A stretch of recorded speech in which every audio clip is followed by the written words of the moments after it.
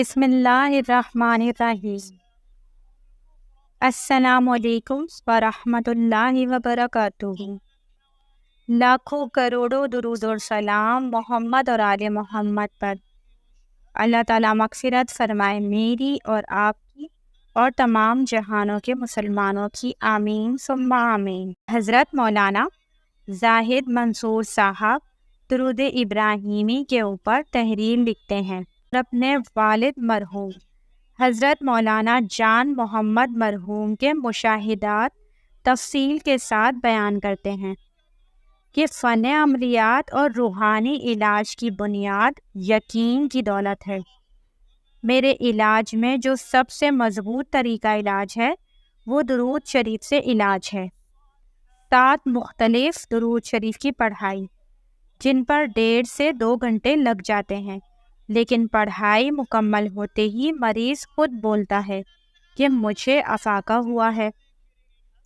اور درود شریف پر یقین کی یہ دولت مجھے کتابوں یا فضائل سے سن کر نہیں حاصل ہوئی، بلکہ یہ یقین بچپن سے ہی حاصل ہوا۔ جب میری عمر 5 سال کے قریب تھی، بچپن سے روزانہ فجر سے لے کر اشراق تک اپنے گھر میں دیکھا کہ دور دراز سے مریض آتے، خاص طور پر آنکھوں کے موتیا کے مریض۔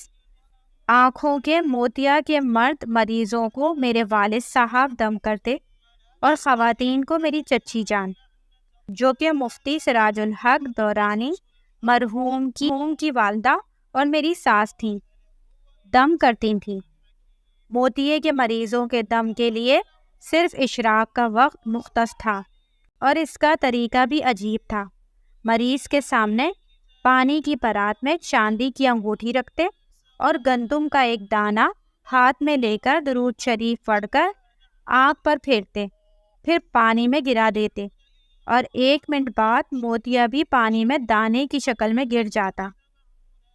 جیسے جیسے میری عمر بڑھتی گئی، درس نظامی کی تکمیل کے بعد مفتی کورس اور پھر خطابت اور عملیات کے میدان میں قدم رکھا، تو اس راز کو سمجھنے اور حاصل کرنے کا اشتیاق بھی پیدا ہوا۔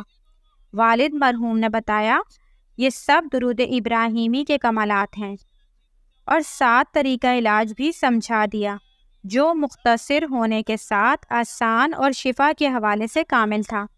میرے والد صاحب نے فجر کے بعد دم کیا اور مریض شفا یاب ہو گئے۔ اس واقعے کے بعد میرا یقین اور مضبوط ہو گیا۔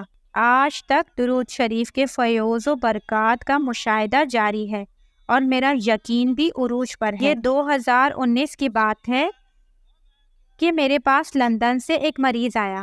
بات چیت سے پتہ چلا کہ وہ علاج کے لیے افریقہ، مصر اور بنگلہ دیش تک جا چکا تھا، اور پاکستان کے کئی عاملین کو انگلینڈ بھی بلا چکا تھا۔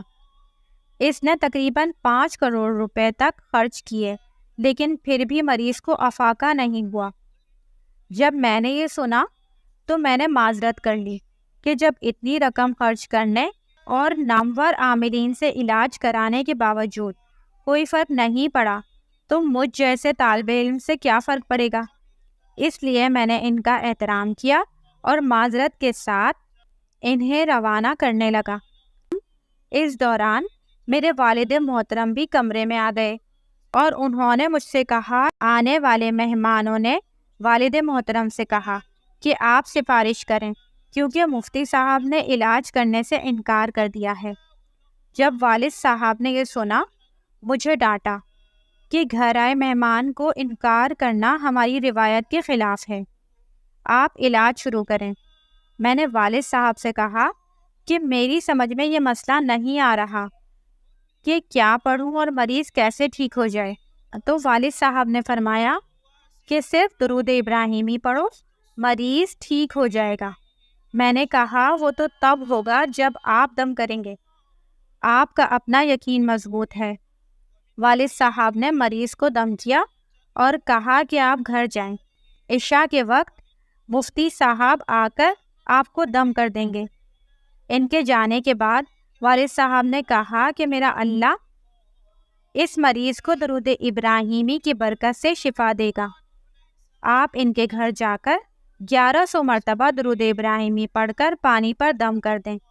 چنانچہ میں اسلام آباد ان کی عارضی رہائش گاہ پر پہنچا اور پڑھائی کی اور پانی پر دم کیا۔ اسی وقت مریض پر جنات حاضر ہو گئے اور کہنے لگے کہ یہاں سے دفع ہو جاؤ ورنہ تمہاری جان لے لیں گے۔ میں نے کہا کہ بھائی، میں ایک مسکین فقیر بندہ ہوں، جہاں ان کا 5 کروڑ لگا ہے، مجھے 5000 مل جائیں گے، میں خوش ہو جاؤں گا، تمہارا کیا جائے گا؟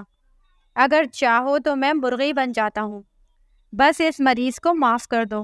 جنات بہت ہنسے اور کہنے لگے کہ آپ ہمارے بھائی ہیں، کوئی بات نہیں، آپ روز آیا کریں، گپ شپ لگائیں گے۔